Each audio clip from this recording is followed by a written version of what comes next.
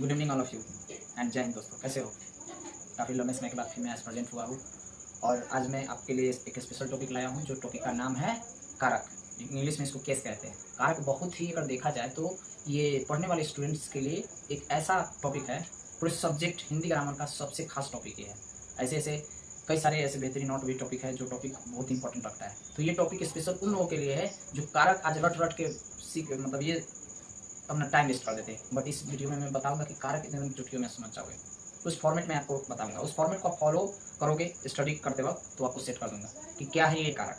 बहुत ही very important कारक है। कारक आपके लिए ये स्पेशल मैं अपनी तरफ से फुल प्रयास कर रहा हूँ कि आप समझ जाओगे। और ये हिंदी ग्रामर का बहुत ही जाने माने और बहुत ही महत्वपूर्ण ये विषय है जिसके बारे में आज बात करने वाला हूँ। तो आइए आप बने रहिए और एंड तक देखिएगा, मजा आने वाला है। कारक हम लोग आज पढ़ने जा रहे हैं। कारक, कारक को किस बोलते हैं? ये कारक होता है एक्चुअल में क्या है, तो इसमें बताया गया है कि जो कारक है ना, सबसे पहले कहता है कि संज्ञा या सर्वनाम, संज्ञा या सर्वनाम, ठीक है ना, संज्ञा या सर्वनाम के संबंध या संज्ञा या सर्वनाम का जो संबंध होता है वो संबंध किससे होता है? वो संबंध होता है क्रिया या अन्य शब्द से, क्रिया या अन्य शब्द से। समझ गए ना, ये होता है। यानी कहना चाहता है कि कारक का जो है, कारक का जब भी काम कहीं होता है तो उसमें संज्ञा या सर्वनाम आता है। और संज्ञा सर्वनाम का जो संबंध होता है वो क्रिया से होता है। किससे होता है? क्रिया से होता है। समझ गए ना, क्रिया के अनुसार इसका काम होता है, ये होता है कारक। तो इसमें हम ये समझ रहे थे कि क्रिया का संबंध ये हो जाता है, ठीक है। अब यहाँ पर ये समझेंगे कि जैसे कि इसका कर्ता तो काम कर ही देता है, तो कर्ता काम किस पे करता है? कर्ता जो काम करता है वो काम करने वाला कोई क्रिया करते हैं, तो कर्ता के साथ, समझ गए ना, कर्ता के साथ यहाँ क्रिया का होना बहुत अनिवार्य है। जैसा मालिक होगा वैसा नौकर होगा, इस बात का ध्यान भी रखना है। तो यहाँ पर एक और चीज सीखना है, विभक्ति। क्या है? विभक्ति। विभक्ति चिन्ह ये हम लोग बोलते हैं परिसर्ग। क्या बोलते हैं? परिसर्ग या परिसर्ग कहते हैं। देखिए परिसर्ग क्या होता है? विभक्ति कहिए या परिसर्ग कहिए, एक ही मतलब होता है। इसका मतलब क्या होता है? जो संज्ञा या सर्वनाम होता है, संज्ञा या सर्वनाम के आगे जो इस्तेमाल किया जाता है चिन्ह, उसी को क्या कहा जाता है? विभक्ति चिन्ह। किसके पहले होगा? संज्ञा या सर्वनाम। समझ गया ना, यानी जो संज्ञा और सर्वनाम आएगा ना, संज्ञा और सर्वनाम आएगा, इसमें किस चीज का यूज किया जाएगा? इसमें यूज किया जाएगा चिन्ह का, चिन्ह का यूज किया जाएगा, ठीक है। इसमें हम चिन्ह का यूज करते हैं, वही चिन्ह क्या कहलाता है? वही चिन्ह विभक्ति या परिसर्ग कहा जाता है। तो याद रखिएगा, इसके बिना इसका काम अधूरा है। अगर विभक्ति चिन्ह हो तो कारक में इसका समझ लीजिए कि काम अधूरा है, तो होने के लिए बहुत जरूरी है। अब यहाँ पर ये समझना है कि ये परिसर्ग होता कैसा है, तो देख लीजिए। कहा जाता है कि विभक्ति से बने शब्द को पद कहते हैं। क्या कहते हैं? पद कहते हैं। यानी हम देख सकते हैं कि वर्ण से बनता है शब्द, शब्द से बनता है पद, पद से बनता है वाक, वाक से बनता है उपवाक। समझ गए ना, इस तरीके से बनता है। तो यहाँ बेसिकली हमें समझना है कि विभक्ति जो हम समझ रहे हैं उसमें लगभग 8 टाइप का होता है। यानी परिसर्ग जो होता है टोटल 8 प्रकार के होता है, 8 प्रकार के रूपों में पाया जाता है। तो चलिए हम लोग समझेंगे। पहला का इसमें नाम क्या है, समझेंगे कि कारक 8 नामों से जाना जाता है। वो 8 नाम कौन कौन है? तो पहला आप लोगों ने नाम सुना होगा कर्ता। क्या नाम सुनते हैं? कर्ता। कर्ता का पहचान क्या होता है? कर्ता ने, समझ गए ना। और कर्ता ने, तो कर्ता ने क्या करता है? जो स्वयं काम करता है। समझ गए, स्वयं काम करे, स्वयं काम करे, स्वयं काम करे। जो स्वयं काम करता है क्या हो गया? कर्ता हो गया। जैसे ये अगर देखा जाए, राधा ने खाना खाया, राधा ने किताब पढ़ा, ये क्या हो गया? आपका कर्ता हो गया। समझ गया ना, यहाँ देख लीजिए, राधा ने किताब पढ़ा, राधा ने किताब पढ़ा, किताब पढ़ा, राधा ने किताब पढ़ा। तो यहाँ ये सब ठीक है। देखिए ये कर्ता है, कर्ता काम कर रहा है, कर्ता काम कर रहा है। ये क्या हो गया? ये आपका हो गया, क्या हो गया? यही है चिन्ह। देख लीजिए, अभी हमने बताया ना कि संज्ञा के साथ इस्तेमाल होने वाले, संज्ञा शब्द के साथ इस्तेमाल होने वाले जो चिन्ह होता है वही ये विभक्ति चिन्ह यानी परिसर्ग है। समझ गए, कारक में संज्ञा या सर्वनाम तो पता ही है। तो पहला नाम से हमने ये जाना। दूसरा नाम क्या है? दूसरा नाम है कर्म। कर्ता ने कर्म को, कर्ता ने कर्म को। समझ गया ना, क्या यहाँ मतलब होता है? यहाँ बताया गया है जिसका, जिसका असर, जिसका असर कर्ता पर हो, जिसका असर कर्ता पर हो। यानी जब भी कर्ता कर्म पे काम करेगा तो उसका असर किस पर होगा? ये कर्ता पे होने वाला है। जैसे तीखा सब्जी खाते हैं तो असर किसको होता है? खाने वाला को होता है, तो कर्ता ने। समझ गया, जिसका असर क्या हो? कर्ता पर हो, यानी ये असर देने वाला है। असर देने वाला को कर्म कहते हैं। तो क्या हो गया? यहाँ पर ले चलते हैं। मेरे भाई को, मेरे भाई को जामुन पसंद है, मेरे भाई को जामुन पसंद है। देख लिए ना, इसमें आ गया क्या? को आ गया। को वाला को हम लोग क्या बोलते हैं? ये पहचान है। क्या पहचान है? विभक्ति चिन्ह, यानी ये विभक्ति चिन्ह का पहचान है। तो देख रहे हैं ना कि असर क्या हो रहा है? मेरे भाई को जामुन पसंद है, तो समझ जाइए यानी इसका भाई जो है जामुन खा रहा है, तो इसका भाई को स्पेशली इसके भाई के ऊपर ही क्या रहेगा? पसंद रहेगा। यानी ये कर्ता जो है, कर्ता इसी के ऊपर अपना क्या करेगा? पूरा असर डालेगा। आइए तीसरा नंबर देखते हैं। तीसरा नंबर, कर्ता ने कर्म को करण से, समझ गए ना, करण से, या हम कह सकते हैं के द्वारा, क्या कर सकते हैं, के द्वारा। इसमें क्या बताया गया है, जिसके द्वारा काम हो, जिसके द्वारा काम हो, जिसके द्वारा काम हो। तो जिसके द्वारा काम होता है, जिससे से काम होता है, तो आगे बढ़ते हैं। हम कह सकते हैं उसने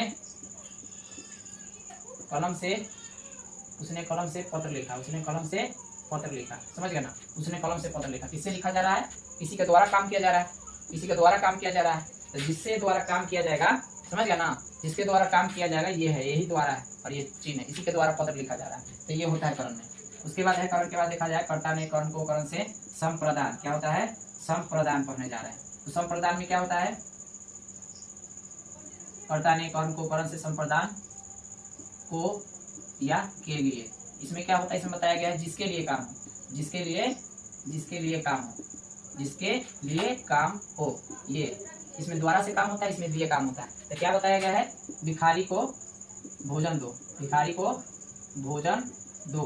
देखिए इसमें किसके लिए काम हो रहा है, इसमें भिखारी के लिए काम हो रहा है। भिखारी क्या खाना मांगे, उसको जो है खाना दिया जा रहा है, ये स्पेशली भिखारी के लिए काम हो रहा है। तो यहाँ हम समझ गए, इसका चौथा नाम जान चुके हैं कारक का। आइए पांचवा वाला जानते हैं। तो कर्ता ने कर्ण को करण से संप्रदान, अब हो जाएगा आपादान। क्या हो जाएगा, आपादान, आपादान। इसमें हो जाएगा से, क्या हो जाएगा, से। याद रखिएगा, इसमें कोई वस्तु अलग होगा, अलग होने की बात, साथ होने की बात रहेगा संप्रदान, और अलग होने की बात रहेगा तो आपादान। अलग होना, अलग होने की बात, अलग होने की घटना। इसमें अलग होने की ज्यादातर घटना रहता है। समझ गए ना, अलग होने की क्या घटना है, जैसे पेड़ से पत्ते गिरते हैं, क्या लिखेंगे, पेड़ से पत्ते गिरते हैं, पेड़ से पत्ते गिरते हैं, मतलब इसमें जुदाई हो जाता है। अगर एक भी चीज, कोई भी चीज अगर पत्ता, मान लीजिए पत्ते ही पेड़ से टूट जाते हैं तो दोबारा लगते नहीं लगते हैं, मुंह से बाहर निकल जाते दोबारा जाते नहीं जाते। बच्चे छप्पर से कूद जाते दोबारा फिर कूद के जा सकते नहीं जा सकते। तो ये चीज है, जो चीज अलग हो जाता है, जो साथ रहेगा संप्रदान, जो अलग हो जाएगा वो आपादान। उसके बाद है संपादान, अपादान। उसके बाद है संबंध, क्या आ गया, संबंध। संबंध में होता है का, के, की, ये हम कह सकते हैं रा, रे, री। समझ गया ना, ये रहेगा, ये इसका पहचान है। और इसमें क्या रहेगा, जिससे अन्य पद का संबंध, जिससे अन्य पद का संबंध हो। अन्य पद का क्या संबंध रहेगा, तो यहाँ बताया गया है कि जिससे अन्य पद का संबंध हो। मतलब ये कहना चाह रहा है, जैसे देखिए यहाँ हम कह सकते हैं यह मेरी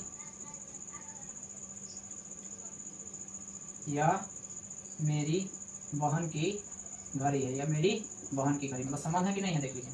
मतलब ये मेरी बहन है ना, उसकी घड़ी है, मतलब ये संबंध बताया जा रहा है। तो ये पहचान से ही फट से पता कर लेते कि इसका है। तो ये कॉन्सेप्ट को क्लियरली समझना होगा, मतलब संबंध रहेगा, इसमें एक दूसरे चीज से संबंध रहेगा। तो संबंध वाला चीज को हम बोलते हैं संबंध कारक। और सातवां है क्या, अधिकरण। क्या है, अधिकरण। तो अधिकरण को क्या मतलब होता है, में या पर। मतलब क्या होता है, जिससे काम करने का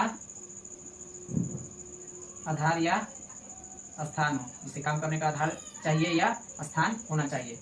समझ गए ना, जैसे हम लिख सकते हैं पेड़ पर,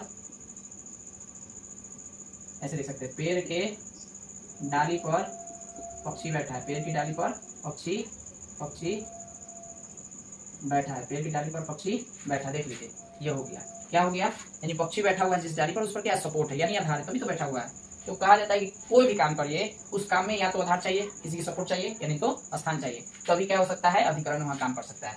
आइए 8वां नंबर जाने, जिसका नाम है संबोधन। क्या नाम है, संबोधन।